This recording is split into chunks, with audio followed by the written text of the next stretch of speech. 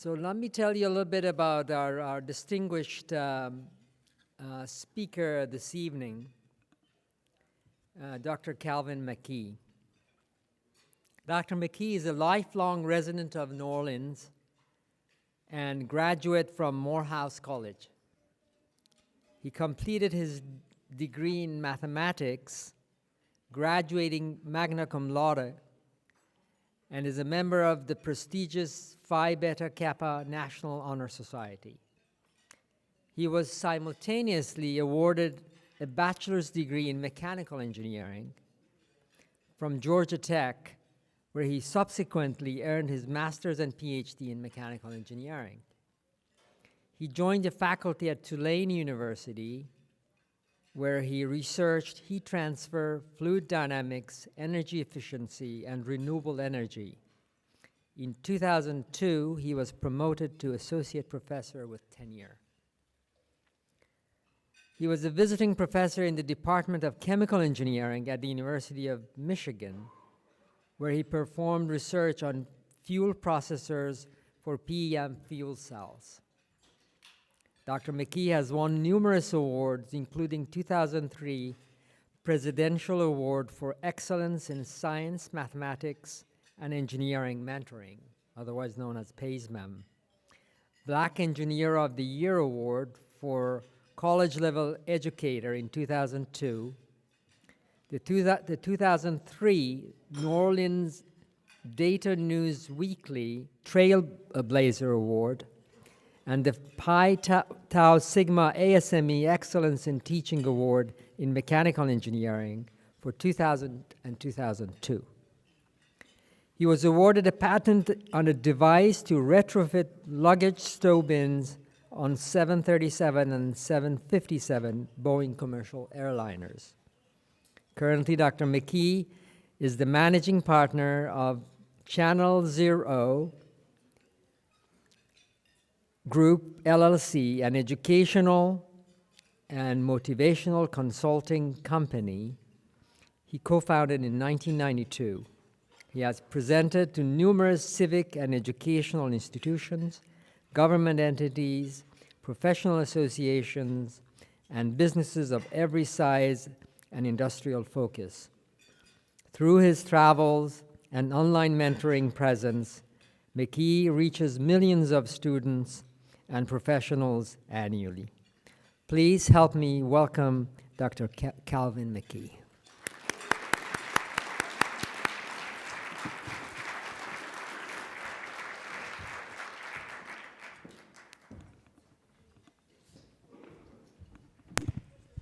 First, I'd like to thank my creator for giving me the benefit from standing before you.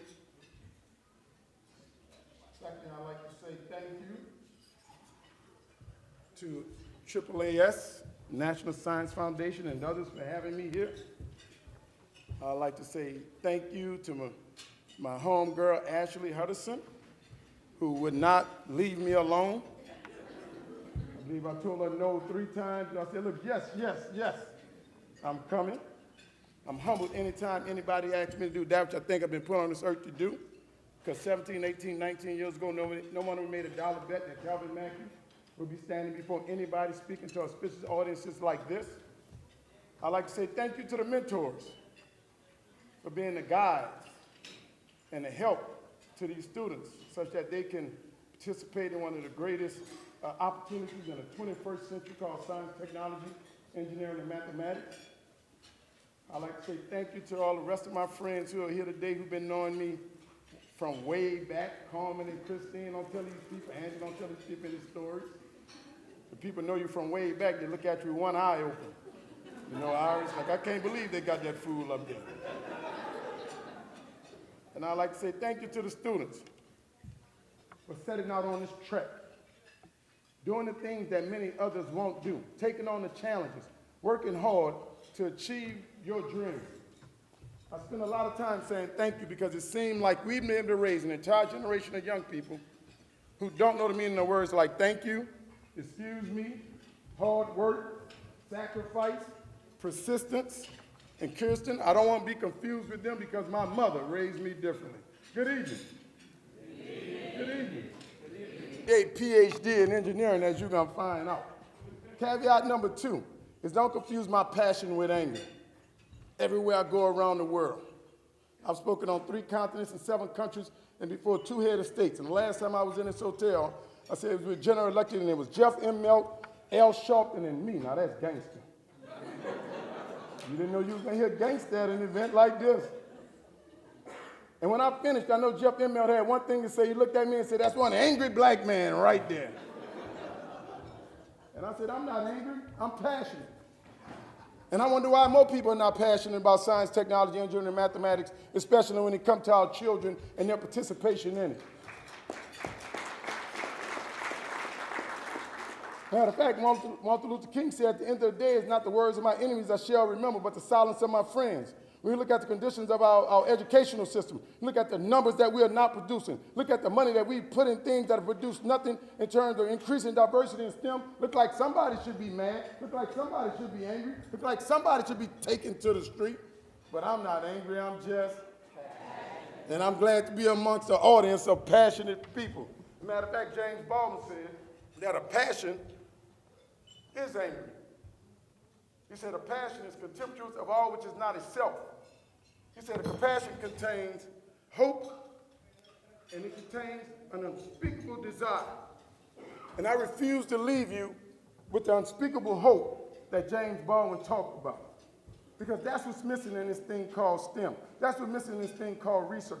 That's what's missing in this thing called enterprise, because we focus so much on STEM as a way of doing. How do you do research? How do you produce a paper? How do you produce an abstract? And we don't spend too much energy on STEM as a way of being. Who do I need to be to do the work that it is that they say I can do? Because we are human beings before we're human doers. And if we are human beings operate on a certain amount of energy. There are things that move human beings along. And it's not technology. It's not research. It's something that's within us that must be activated for us to do the things that we believe that we've been put on this earth to do. And that's called hope. I got a friend called Dr. Chu. And Dr. Chu said, "Calvin, when you lose money, you lost a little." He said, "When you lose a friend, you lost a lot." He said, "When you lose hope, you've lost it all." And when I go across this country and now across this world and look in the eyes of many of our children, look like they've lost it. But we're here tonight because we're going to bring back something called hope. See, everybody want to focus on technology and this thing called education. We want to make sure the kids got the right whiteboards. We want to make sure the kids got the right labs. We want to make sure the kids got the right computers. We want to make sure the kids got everything that's right, because we believe that everybody's hopeful. And they think we can get everybody that's hopeful to achieve without realizing that most people, even though they got the great grades and the great scores, they may be in some place called despair. And we got to get them from despair to hope, and then get them from hope to achievement. And to get from despair to hope, that's with the heart. To get from hope to achievement, that's with the head. We spend a lot of time on the head, but Iris, now we don't spend any time on the heart. So therefore, I don't speak in settings like this anymore, because they say we don't have money for settings like this anymore. We don't need this type of stuff anymore. We got to make sure they got the right books. We got to make sure they got the right labs. We got to make sure they got everything they need to do, but they don't have the things they need to be.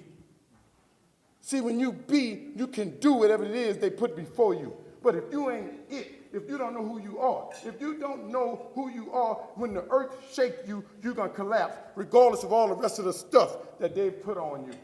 And my story tonight going to prove that to you. See, hope is not something called play. Hope is the thing that caused the old lady to sit down and caused a nation to stand up. Hope is the thing that made Tuskegee Airmen believe they could fly airplanes when their own government told them they couldn't. Hope is the thing that made George Washington Carver do with a peanut 100 years ago that Harvard PhDs still cannot do today. Hope is the thing that turned Detroit red and a Malcolm X. Hope is the thing that turned crackheads into teachers and pimps into preachers. Hope is the thing that made John F. Kennedy say, "Don't ask what your nation can do for you, ask what you can do for your nation." Hope is the thing that made Patrick Henry say, "Give me liberty or give me." Hope is the thing that made our founding fathers right. We hold these truths to be self-evident that all men are created. Hope is the thing that took a 26-year-old preacher and made him have a dream that he could change the world, but never forget that Martin Luther King wasn't killed because he had a dream. He was killed because he got up every day and tried to make his dream come true. Hope is the thing that took a 47-year-old lawyer in South Africa and sent him to jail for 27 years, and he came out a world leader. Hope is the thing that made my friend George W. Bush, in his second term running for president, title his speech, The Duty of Hope. Hope is the thing that made Ronald Reagan, we talked about the shining city on the hill. Ronald Reagan said America is the last best hope for man on earth. That's some hope for your behind. Hope is the thing that made a black boy with a white mama, with a good-hurting daddy, believe he can be president. And a whole lot of people said, no, you can't. But a country called America stood up and said, yes, you. I'm talking about hope. Hope is that little voice in your head that whispers maybe when the whole world is screaming no. And I don't know about you. See, where I'm from, I've been told no a lot of times. When I wanted to go to college, they told me no. When I wanted to go to master's, they told me no. When I wanted to go to the PhD program, they told me no. I said, when I be a professor at your school, they told me no. I walk in the mall right now and I don't have PhD on my head, they tell me no. I remember I was in high school. There's a young lady and I asked out for a date. You know what she told me? But we're here tonight, emerging fellas. We're here tonight because we are telling you, yes, there's not nothing in the world that you can't do. There's not anything in the world that these professors or these institutions, these colleges can put before you if you get some dirt beneath your feet, some wind behind your back, and put something in your head so that you can take care of yourself. See, when you stop believing, you lose. When you stop believing in yourself, you lose, independent of your race, your sex, your gender, ethnicity. If you don't believe, you can't win. Because the enterprise you're going into is a system based on you believing when nobody else believes. Matter of fact, over the 25 years I've been in this system, I believe it's created to rip that out of you if it's not soundly embedded in you. Just a part of what the system is. And you walk in, and you think it's going to be all hokey-dory, and you're going to think it's going to be everybody on your team. Then about 30 days in, you say, man, these people ain't on my team.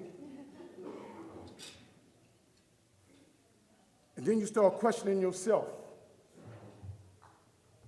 And I talked to a lot of high school students who was very bright, and then they come in my office. I'll never forget, I was the professor at Tulane. A young lady came into my office. She started crying. I said, what's wrong with you, little girl? She said, Dr. Mackie, I used to be smart, but now I'm dumb. I said, why you think you dumb? She said, look, I used to make all A's. Now I got like a 2.0. I said, look, we got to go back to that day when you got dumb, because that's a very pivotal day in your life. All your life you won. You won in elementary school. You won in junior high. You won in high school. And somehow you get here and you got dumb? Maybe it's not you. Maybe it's the system. Now, we got to make sure that you who you need to be to take on the system that it is, because I don't think you and me can change the system. Me and you got to become who we need to be such that we can go through whatever this system may put before us. We at war. There's only a finite number of seats in America, in colleges. The number of jobs in America is decreasing and shrinking. Everybody thinks it's me against you and you against him, and parents think I got to educate my kids better because y'all don't want my kids to have something. I want my kids to have what you don't have, and this and that. And everybody claiming that they want everybody to win. They don't want you to win. So you got to make sure you're in a position to deal with people when you come across those type people. See, when I take the mindset that I'm at war, I win. Because everywhere I show up prepared. But if I take the mindset that this hokey-dory and everybody on my team, I show up and you get slapped upside your head. Bam, what happened to me? And you start questioning yourself. But I'm here to say, man, you don't need to question yourself. I say there are things that you need to do every day such that when you show up, people are going to ask one question. Who's that? Where did they come from? Who trained that person? Because you know what? That person is on fire. They asked Don King, what is success? Don King said, success is setting yourself on fire, and people will show up to watch you burn. The poet Keith said, education is not the filling of a bucket, it's the lighting of the fire. When you get educated, you're supposed to be on fire. And I tell teachers and mentors right now, they say, what's wrong with these kids? What's wrong with these students? They don't have the same passion that we had. I said, maybe they're not on fire because you're not on fire. Maybe they don't see the fire in your eyes. Maybe they don't see you waking up every day and going after this and chasing this down like it's the best thing in the world. Maybe they're becoming who you are. challenge. See, I used to be a professor. See, my mind kind of walks. My mind kind of walked. Because Christine, they taught us years ago, get tenure, go get your PhD, and you'll have a job for life. You have a job for life. See, I used to be a professor at Tulane University. But in the aftermath of Hurricane Katrina, Tulane University did an unbelievable thing. See, I'm a Hurricane Katrina evacuee, Hurricane Katrina refugee, and Hurricane Katrina survivor. And as young Jesus would say, a soul survivor. In the aftermath of Hurricane Katrina, my family lost 26 houses. 11 years ago this March, I lost my daddy, and 6 days before that, I lost my stepmother. We had 2 funerals in 3 days, real life, because they couldn't get the treatment that they deserved in the aftermath of the greatest engineering disaster in the history of a free country called America. Oh, this is real. It's funny to watch TV and you see disasters and then find yourself in one and look at the TV and go, look at me. In the aftermath of Hurricane Katrina, Tulane University, a Research One university in America, did something that was unbelievable. In the aftermath of Hurricane Katrina, the president of Tulane University decided to keep the football team and eliminate the engineering program. Google it. And as the first and only African American ever tenured in the history of the College of Engineering, I was shown the door. That means I lost my job. And my buddy, who was a football coach, he called. He said, Mackie, I can't believe I'm still here as the football coach and you're gone as a tenured faculty member. I said, oh man, don't worry about that. I said, the young men in the hood got it right. He said, what you mean? I said, maybe when I was studying calculus, I should have been doing wind sprints. And a message that the president of Tulane University sent to the children of New Orleans and the children of America is the message that major universities are sending to our children on a daily basis. And that message is you can come to this university and run that rock, dunk that peel, hit that rock, stop and shake it like it's hot and entertain us. But don't think about coming to our university and study science, technology, engineering, and mathematics and putting yourself in a position where you can save yourself and your community. I said it, I meant it, and I'm here to represent it. You have a better chance, young man, of playing football and getting their mission than going to one of these universities and saying, I want to be a PhD in engineering. Big university will go to West Virginia and find a guy under a rock that's strong as a bull and fast as a rabbit. He barely can read and write. You know what they tell him? We can work with you. Come on. And you know what they do? They create learning centers and learning environments. They put him in a learning environment. They give him all the tutoring that he needs. They even give him a special diet to make sure that he stays strong. But a young woman or a young man from the same community, the same school, actually, when they say, I want to come to your university, they say, oh, what's your test score? Oh, you go to a failing school. Oh, we can't have you. They value their talent. They value their labor better than they value what you have to offer from your mind. That's what you're up against. You ain't like that, huh?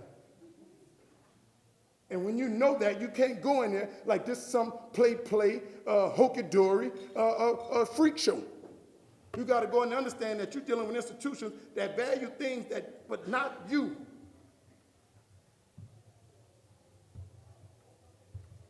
So people say, Calvin, you was at Tulane and you lost your job. But yeah, I had 8 people living in my house at the time. And I left my house and I went home. And I got to my house and the man was up in the tree. I said, man, you might want to get down out that tree. I knocked on the door, knock, my son. I opened the door and my sons ran to me and they said, Daddy, I kissed them. Love you, sons. I went in the kitchen. My beautiful wife, Tracy, was cooking for everybody. And she had the gumbo on. She had the etouffee on. She was frying catfish. And she was making her famous potato salad. I don't know how y'all make potato salad where you all are. I saw some potato salad here all chunky. That's not real potato salad.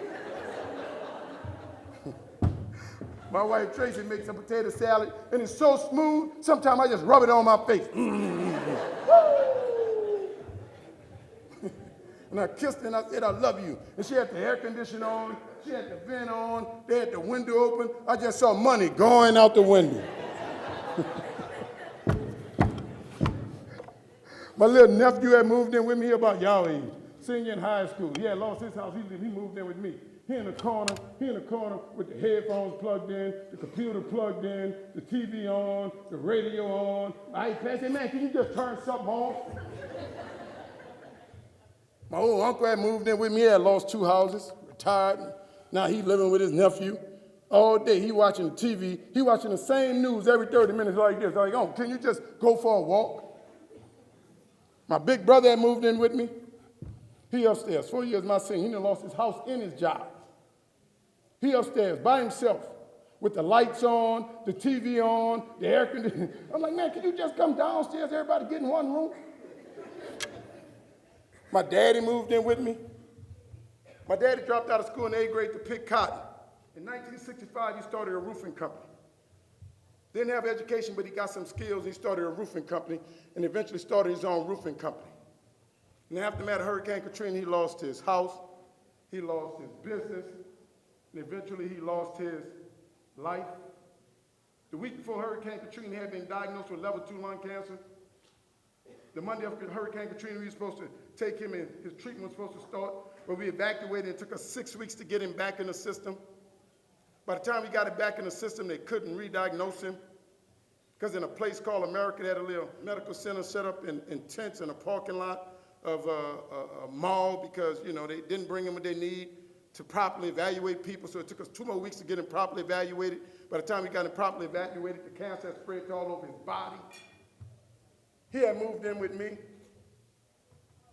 And I thank God that I had done something with my life such that when this man needed me, I was able to be there for him. He was in the corner, waving, with his oxygen machine on, plugged in, waving. And I stood there. And I said, all these people depending upon me, and I done lost my job. But thought about the 2 lessons that my mom and daddy taught me. See, I was the right person. My mama taught me, said, baby, put something in your head and nobody can take that from you. And my daddy taught me that a man or a woman is supposed to get up every day and go out and hunt and kill, they shall not eat. Since I had 4 STEM degrees at that time, I went and put on my suit and I went out and I started an alternative energy company where we take waste streams and convert it to biofuels so that I could take care of me and mine. That's called an American dream, such that you get an education, such that not that you wait for somebody to educate you, but you get an education so that you can go out into this free place called America and create a place for yourself. And you should never stop thinking like that in this free agent society that we're living in now. Just think if I wasn't the right being, if I just thought this was all about doing, and I had not taken care of my being, where I would be today. And it's funny, I thought Tulane was going to take me around the world. After I left Tulane, I went to the 3 continents and the 7 countries, speaking to over 100,000 people a year. And I'm a spiritual person. I never forget, I called my pastor, and I said, I lost my job. And he would laugh. I said, why are you laughing? He said, the only thing God has done for you was that which you didn't have the courage to do for yourself. You was over there at Tulane trying to put pegs in square holes. Now you're free to create, to live, to do the research that you're supposed to be doing.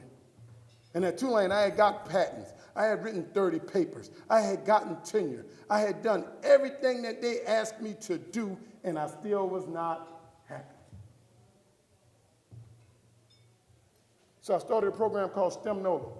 STEMNOLA is a community-based program to engage communities in hands-on science, technology, engineering, and mathematics. In 3.5 years, we've engaged over 8,000 kids from 400 schools in hands-on activities. All of our activities are in communities. National Science Foundation has a call out for a proposal now called Includes. People calling me from around the country say, Calvin, you're doing that already. You've created an entire ecosystem where you've engaged an entire city and you're engaging the kids that we trying to engage, underserved kids. If you go to school for free or reduced lunch, you get in for free. If not, you pay.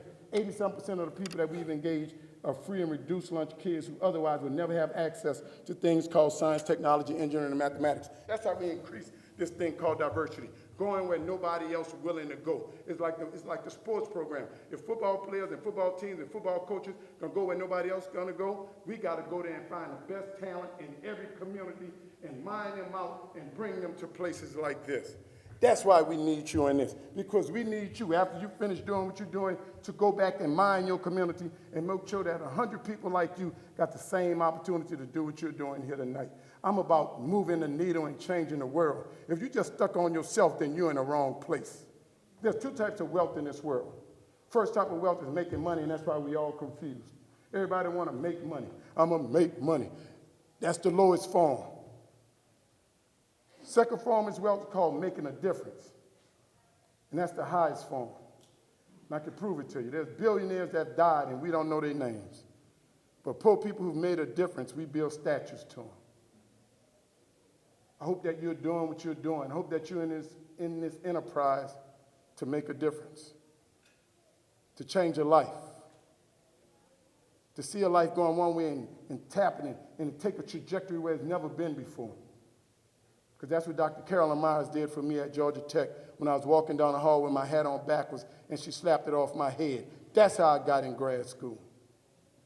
That's what Dr. Prateen Desai did for me. See, we are separate as the fingers, but as whole as the hand.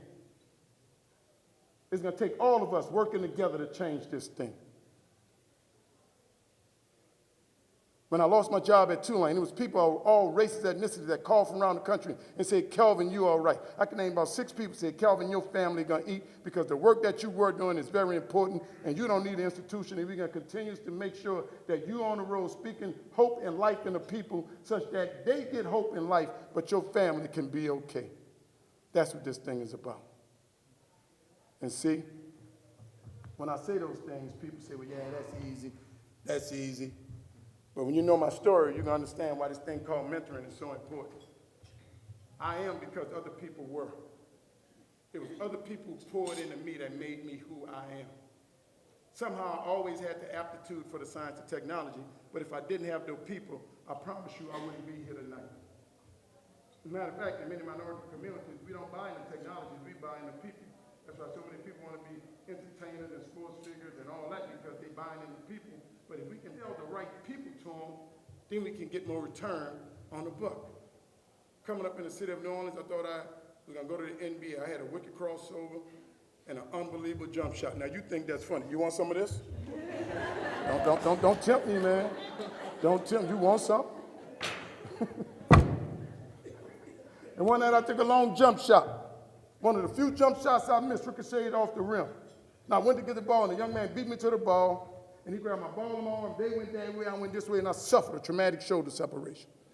My coach picked me up, and he said, oh, no, Calvin. Your dreams are destroyed, and he took me to the hospital. When we got to the hospital, the doctor came in, and the doctor looked, and the doctor said, oh, no, and he ran back out. Doctor came back in with 3 more doctors. All 4 of the doctors got around me, and they took a sheet, and they tied me up, and they did a tug-of-war, Sean, and popped my shoulder back in. They said, young man, what are you going to do now? I said, man, I don't know. They said, you got to do something. I said, you know what? I'm going to continue to play some basketball. And you see, right then and there, when you don't listen, there got to be consequences and repercussions. Right then and there, the doctors told me to have surgery, but I wouldn't listen. Mentoring is about listening to the people who've gone before you, because they've seen it already.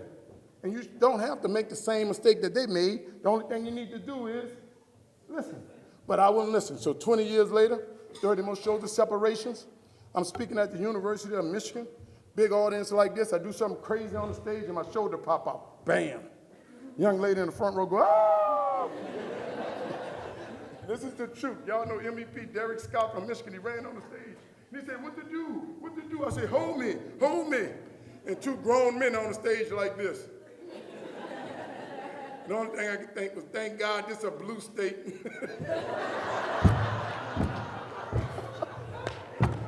He said, what to do? What to do? I said, man, twist my arm. He twisted my arm and he popped it back in. Bam. And he grabbed the mic. He said, look, we gotta stop. Calvin has injured himself speaking. And with my good arm, I grabbed the mic. And I said, no. I said, this is what my daddy taught me. This is what I teach my sons. And this is what we're trying to teach you at this emerging researcher forum. My daddy taught me that Mackie men are smart. We finish what we start.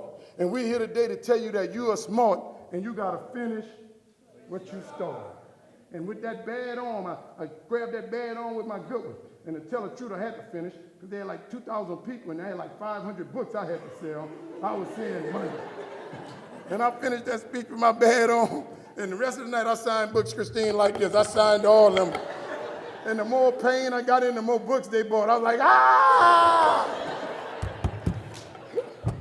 I sold all those books. So then they rushed me to the hospital. When we got to the hospital, the doctor gave me an MRI. After he gave me an MRI, they rushed me to surgery. I went to surgery for like 4 hours. After 4 hours of surgery, I had to go through 18 months of rehab. After 18 months of rehab, this is only as high as I can lift my shoulder now. Now, I told you that when you don't listen, there got to be consequences and repercussions. And you say, Calvin, you didn't listen. What was the consequence of repercussions? I got 2 beautiful sons, Miles and Mason. Miles and Mason are beautiful. And when I go to their flag football games, don't let them play real football. When I go to their flag football team, they score a touchdown. I'm at the game like this, touchdown. And my son's embarrassed, everybody laughing. They're like, who dad is that? My son's like, that ain't my dad. Because I wouldn't listen. Young people, listen. Go to the workshops. Absorb all this information. Everything that people giving to you will be something that you can use. Deposit it. Write it down. I used to walk around with a notebook. I still keep to this day. I used to come to conferences like this and I take notes. Still to this day, I walk around with those notes from 1985 and 1986. Unbelievable. And I still do it now, but now I do it on my phone in the notes section. But I take the notes. Anybody speaking, I'm writing. Because I'm going to go check them for one, but two, if they said something that resonated with me, you know what, I might be able to use it another time. But at the bottom line, I'm going to hold on to it. Write it down. But I'll never forget that the night I separated my shoulder, they brought me home. And then my coach knocked on the door. Knock, knock, knock. My mom answered the door. My mom went to a state-approved Negro college. My mom and dad both died functionally illiterate. I grew up in a house with no books. When my mom answered the coach said, Miss Mackie, I'm sorry to tell you your son has separated his shoulder. He'll never be able to play basketball again. My mom looked at me and she only had one thing to say. She said, what are you going to do now? We told you to study. We told you to study. I said, Mama, what about my shoulder? She said, boy, shut up and get in this house. That's a real mama right there. If we had more mamas like that. I came in the house and I laid down. I looked up and said, God, what am I doing? God said, boy, don't worry about your shoulder. You're going to do more for this world with your head than you ever thought you'd do with your legs and your arms. And I got up the next day and I went to school to find my favorite teacher, Miss V. And I went to Miss V class and said, Miss V, you heard about my... She said, shut up, Calvin. We heard about your shoulder. She said, but what are you going to do now? I said, I don't know. She said, Calvin, tell me something. I said, I don't know. She said, Calvin, what are you going to do? I said, I don't know. She said, Calvin, in the 21st century, there only be 2 types of people. It won't be white or black. It won't be Asian or Hispanic. There only be 2 types of people, Calvin. Those in the know and those not in the know. Calvin, we want you to be in the know. Scholars, we're here tonight because we want you to be in the know. She said, Calvin, tell me something. I said, all right, Miss V, I'm going to be an engineer. She said, who? You? See, life and death lives in the tongue. And sometimes when we read these research programs, the mentors don't realize that their language is supposed to uplift rather than destroy. Watch people and what they say to you. You can be wrong and not be bad. You can be wrong and not be dumb. If people make you feeling like you're stupid, that is a problem. So you got to have the right assets around you. And when I talked about wealth, that's wealth and money, but the right assets are the right people too. When we was in grad school, Carmen and Christine and us, all of us are still friends now because we had the right assets around us such that when somebody spoke death into us, Irish, we could call the other one and we'll pick them up and say, you know what, regardless of what they say, you're going to be all right. She said, you, Calvin? I said, yeah. She said, Calvin, you know what an engineer does? I said, no, but it sounds real good.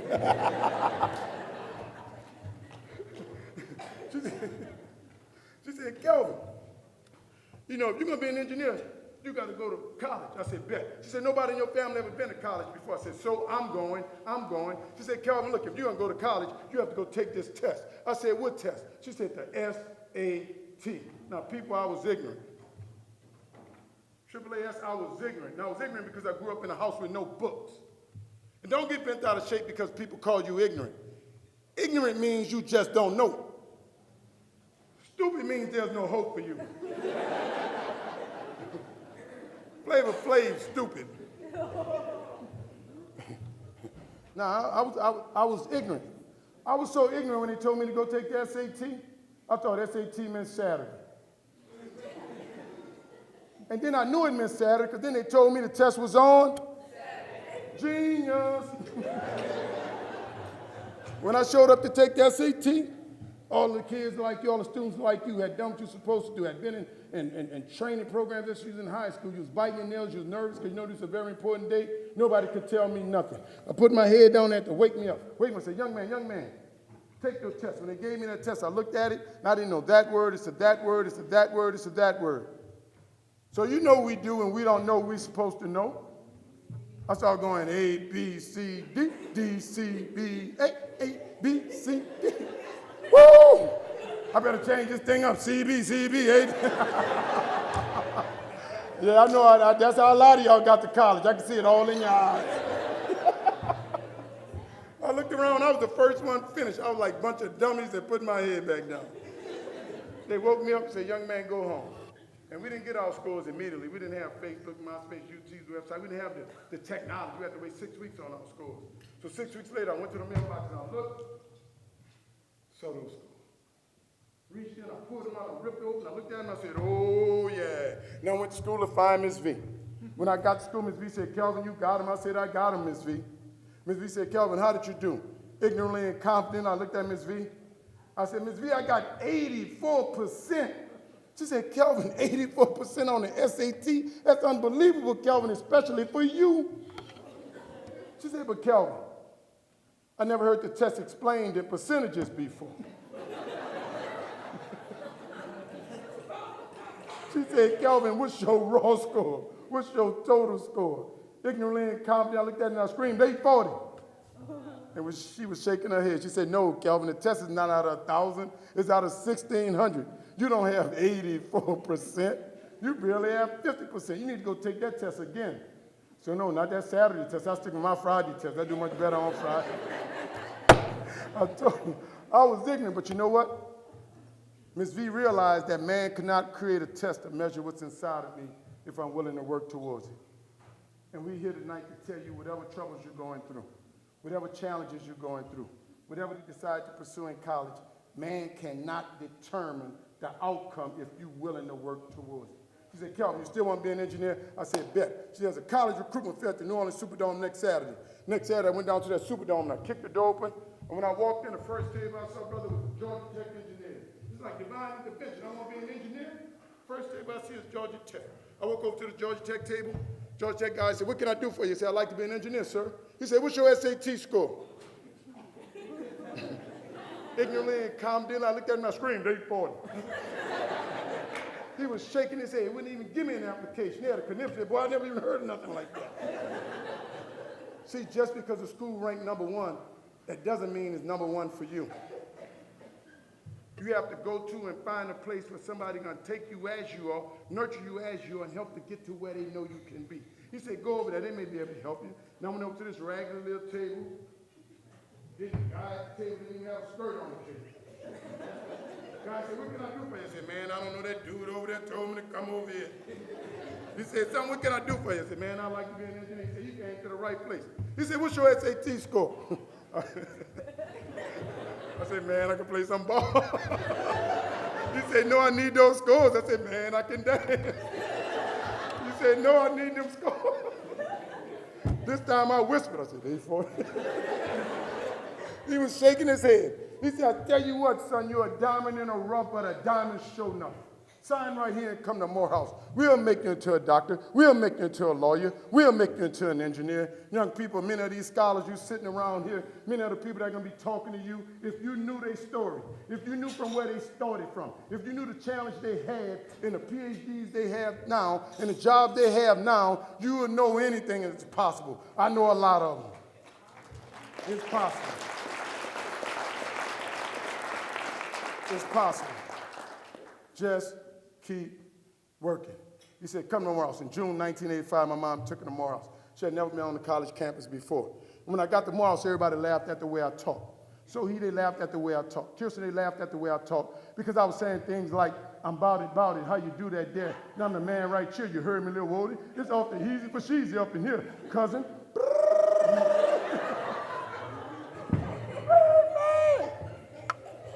see, I'm bilingual. I'm bilingual.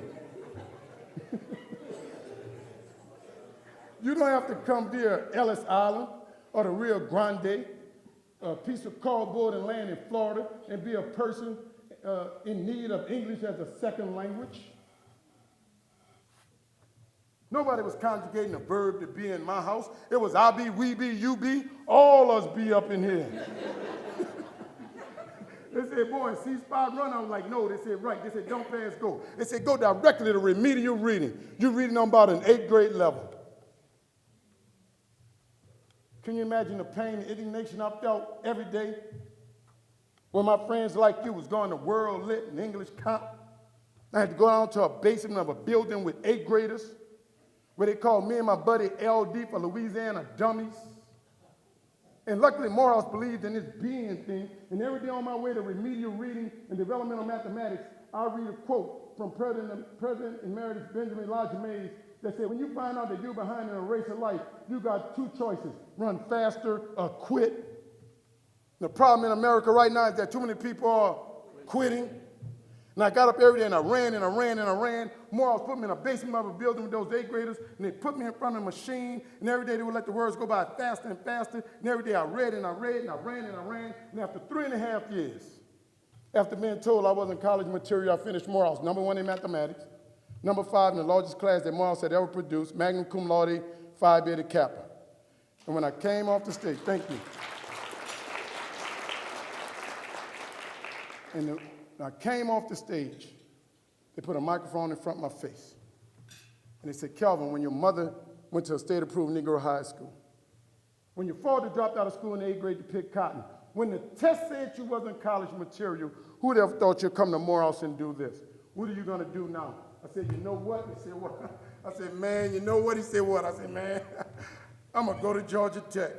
It's only 1.5 miles away and a $1.50 bus ride. Students don't allow anybody to stand between you or your dreams. Not your mama, your daddy, your socioeconomic background, your race, your gender, your crazy cousin, your mean advisor. Allow nobody to stand between you and your dreams. 2 weeks later, I started Georgia Tech, the school they say I never was supposed to go. 18 months later, I finished my second undergraduate degree, a BS in mechanical engineering. 2 years after that, I got a master's in mechanical engineering. And 4 years after that, in 1996, I became one of 11 African Americans in the country that year to receive a PhD in mechanical engineering. Now, AAAS, I didn't come here to brag. I came here to tell you that story to let you know that each and every one of us, even you, have been impregnated with something so great, such that if we give birth to it, it'll make Bill Gates look like a midget in the annals of history. But yet still, 20 of us are already committed to having abortions on our dreams. What's your dream? What keeps you up at night? What is it you want to do in the world? What is it you want to change? What problem is it that you want to address? Not what your advisor wants you to address, not what your people want you to address. What's in your gut? I got a son. My son is 12. And I love my son. I went in his room one night, and he had a picture of him. It's a little baby picture of him. And he got an arrow pointing to the pictures. And then he got a list of 10 things. And the title reads, The 10 Things I Want to Invent. He's dreaming already. And I'm going to make sure that no one takes his dream. We need you all to dream. And we need you all to be careful, because this thing called mentoring is serious. There are 3 types of people in the world. Dream fakers, dream takers, and dream makers. You're here tonight with a lot of dream makers. I'm here tonight because I bumped into a lot of dream makers, and they said, Calvin, what is it you want to do? And we're going to help make your dream come true. We need more of this, where you can come and talk to people and find out who did they become to get through this system, because the system is hard. And in closing, I want you to know something. I travel a lot. And me and my wife was talking. I don't know if y'all remember. Y'all remember the plane running into the mountain. They're still looking for a plane off the coast of India or something. I mean, planes that a couple of years ago, they just missing planes. My wife said, look, you do about 200,000 miles on Delta. I got these boys. You need to settle down. I'm like, don't you want to eat? She said, look, you need to find something else because you ain't going to be doing all the flying. I said, I'm going to be flying. I've been married like 20 years, y'all. So we just the way we talk. I'm going to be flying. I don't care what you say. She said, you need to stop flying. I'm flying, woman. So I'm trying to get off the road. You know how I am. I'm just telling y'all what I thought I would have said if I could have said what I wanted to say. And she said, look. I said, all right, then. I said, two things. She said, what? I said, if the plane go down with me on it, I want you to tell CNN I was fighting. Because you know me, I was probably fighting before the thing started going down. But let them know I was fighting. I said, number two, she said, what? If the plane go down, I know what I want on my tombstone. She said, Calvin, shut up. I don't want to hear that. I don't want to hear that, Calvin. I said, you don't want to talk about planes coming down. She said, I don't want to hear that. I said, look, if the plane come down, I know the word I want on my tombstone. Promise me you're going to say. She said, I don't want to hear it. I said, look, if the plane go down, you're going to be all right. She said, Calvin, don't talk like that. I said, if the plane go down, you're going to be all right. She said, I don't want to talk about that, Calvin. She said, but how all right am I going to be?